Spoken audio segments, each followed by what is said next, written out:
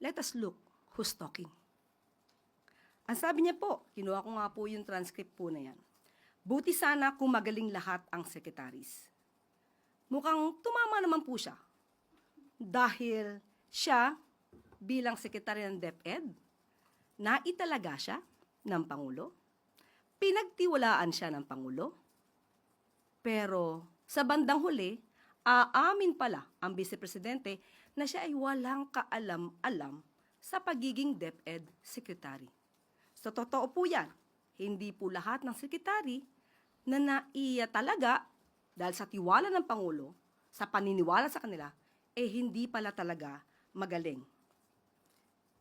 Doon pa lamang po sa mga ghost students, ghost vouchers, ghost food packs, ghost laptops, ghost school materials. Lahat ng multong ito ng Vice Presidente, nung siya ay DepEd Secretary, huwag niyang ipahid kay Pangulo. At ang mga kalat na ito ay ngayon niwanawalis at nililinis ni Senator or rather Secretary Sani Angara ng DepEd.